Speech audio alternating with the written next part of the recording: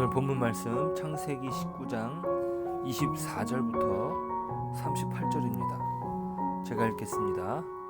여호와께서 하늘 곧 여호와께로부터 유황과 불을 소돔과 고모라에 비같이 내리사 그 성들과 온 들과 성에 거주하는 모든 백성과 땅에 난 것을 다 엎어 멸하셨더라.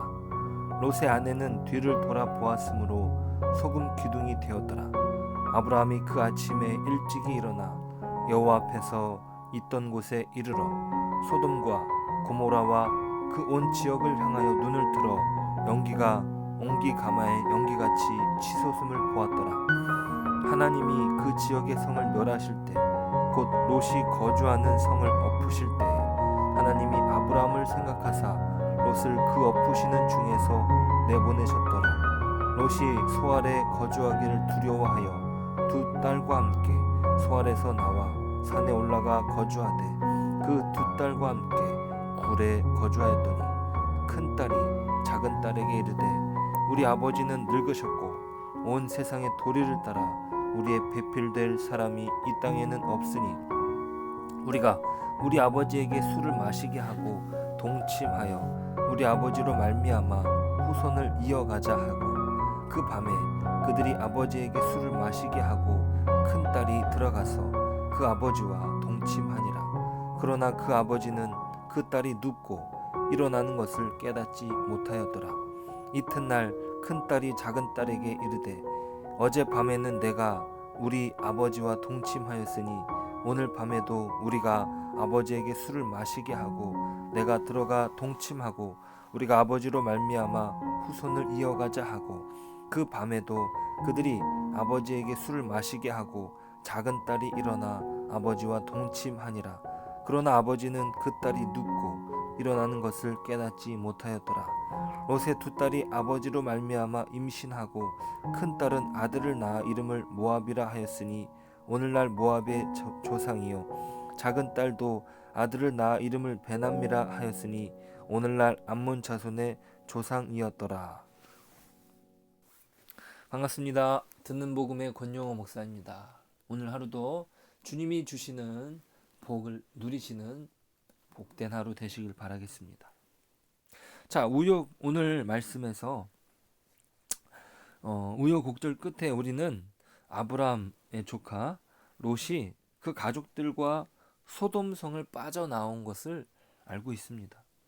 또 하나님께서는 오늘 본문에서 하늘에서 유황과 불을 소돔과 고모라에 비같이 내리셔서 모든 것을 다 멸하시는 장면을 우리는 보게 됩니다. 하지만 불행하게도 롯의 아내는 소금 기둥이 되고 맙니다.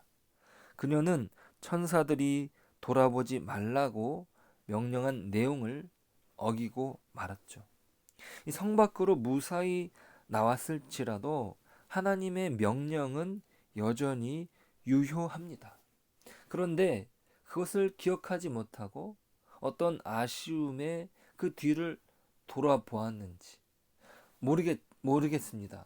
하지만 하나님이 분명히 말씀하신 바가 있습니다. 하나님의 명령은 여전히 유효합니다. 왜 그렇습니까? 이 구원의 주도권이 하나님께 있기 때문입니다. 전적인 하나님의 의지로서 인간의 순종을 전제로 합니다. 자신의 부인이 그리고 어머니가 소금 기둥이 되어도 어찌할 도리가 없습니다.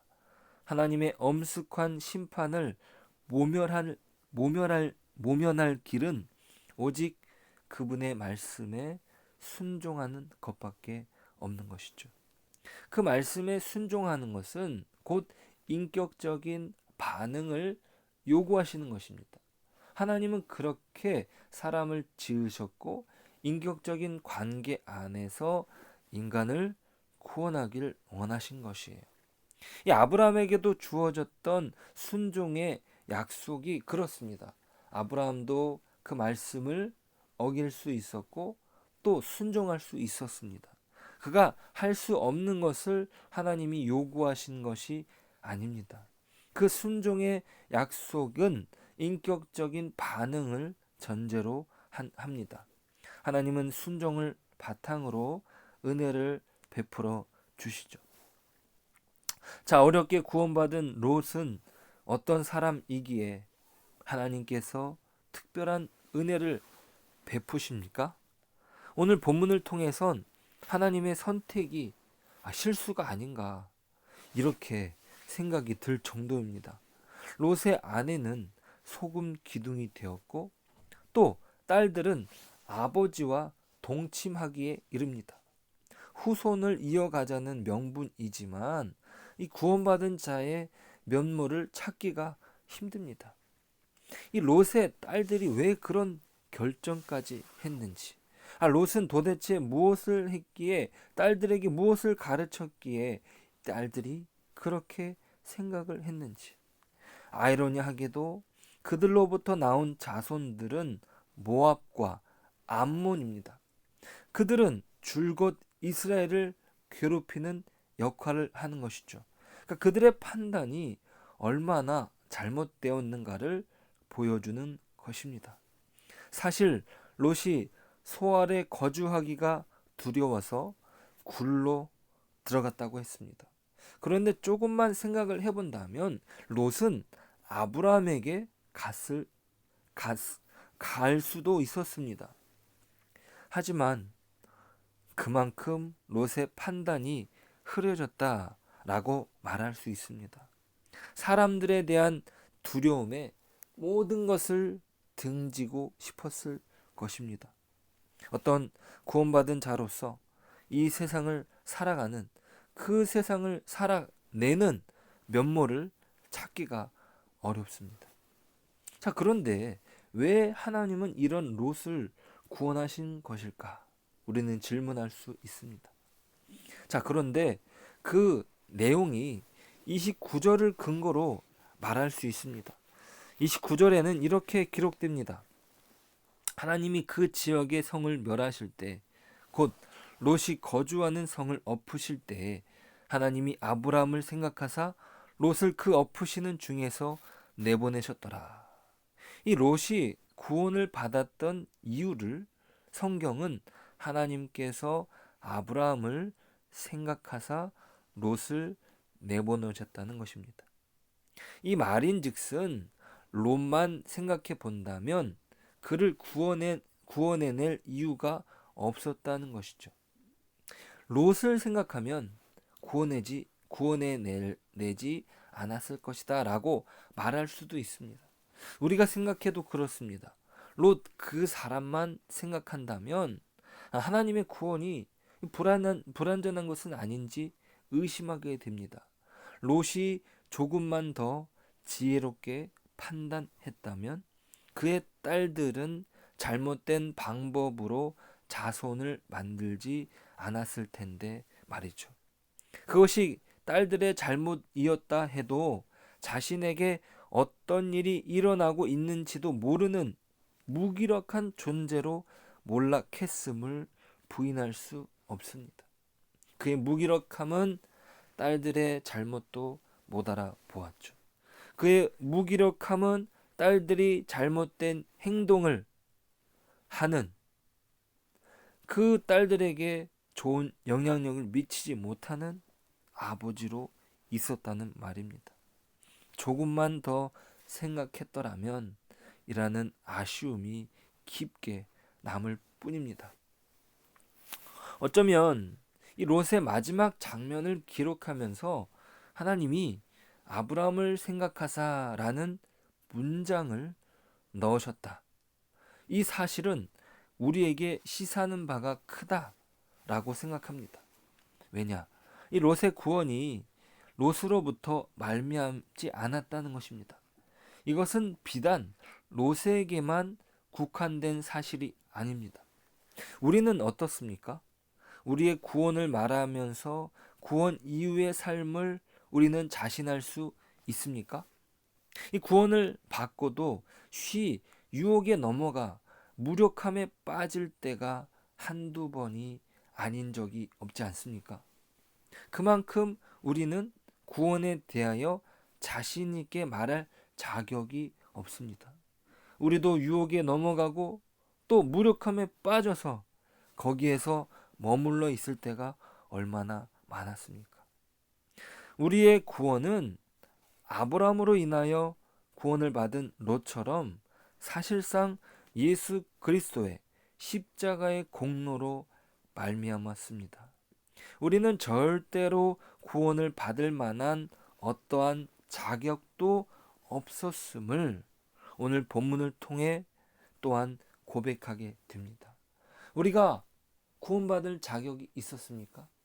또 구원받고 난 뒤에도 우리는 계속 그 구원의 삶을 우리는 당당하게 살아갔습니까? 조금만 솔직하게 말한다면 우리는 그러지 못했다라고 하는 것을 고백할 수밖에 없습니다. 우리는 그렇게 쉽게 넘어지고 우리는 그렇게 쉽게 사단의 유혹을 뿌리치지 못할 때가 한두 번이 아니었습니다. 그럼에도 불구하고 우리를 붙잡고 계시는 것은 오직 예수 그리스도를 생각하사 우리의 구원을 이루어 가신다. 오늘 우리에게 주시는 새날에 다시금 하나님의 은혜를 붙잡아야 됩니다. 그분의 은혜와 사랑이 없었다면 예수님의 십자가가 없었을 것이고 우리는 구원받을 수 없었습니다. 오늘 본문은 그것을 강조하기 위해서 하나님께서 아브라함을 생각하셨다고 기록합니다. 바로 그것이 우리가 오늘 살아갈 이유가 되고 바로 그것이 우리의 구원 그리고 그 이후의 삶을 살아내야 되는 이유가 됩니다. 그리스도를 생각하사 죄악 중에 우리를 구원하셨습니다. 오늘도 그렇게 선물로 베풀어 주신 구원을 기쁨으로 이루어 가야 될 줄 믿습니다. 그러한 삶으로 오늘 하루 그 구원을 이루어가는 저와 여러분 되시길 축복합니다. 기도하겠습니다. 하나님, 오늘 말씀에 분명히 기록하고 있습니다. 하나님이 아브라함을 생각하사 롯을 그 엎으시는 중에서 내보내셨더라. 하나님, 오늘도 이 말씀을 붙잡습니다. 하나님께서 아브라함을 생각하셔서 롯을 구원해 내신 것처럼 예수 그리스도의 십자가로 말미암아 우리를 구원하신 것을 믿습니다. 하나님, 롯이 구원받은 이후에 넘어졌습니다. 하나님, 우리도 마찬가지입니다. 우리가 구원받고 난 뒤에 그것이 끝이 아닙니다. 우리는 유혹을 받고 또 넘어지고 또 무기력에 빠지고 그렇게 연약하게 살아갈 때가 많았음을 고백합니다. 그럼에도 불구하고 우리의 구원을 인도하시는 우리의 구원을 이루어 가시는 하나님이 있기에 우리는 오늘도 살아갈 수 있습니다. 하나님, 이것을 기억하며 오늘 우리의 구원을 이루어 갈 수 있도록 하나님께서 이루시는 그 구원에 동참할 수 있도록 오늘 하루를 붙들어 주시옵소서. 오늘 하루를 보호하여 주옵소서. 모든 것이 예수 그리스도의 은혜이며 모든 것이 하나님의 영광임을 고백합니다. 오늘 하루도 주님께 맡겨드리고 오늘 하루도 주님의 구원을 이루어가는 저희들 되기를 소원하며 예수님의 이름으로 기도드립니다. 아멘.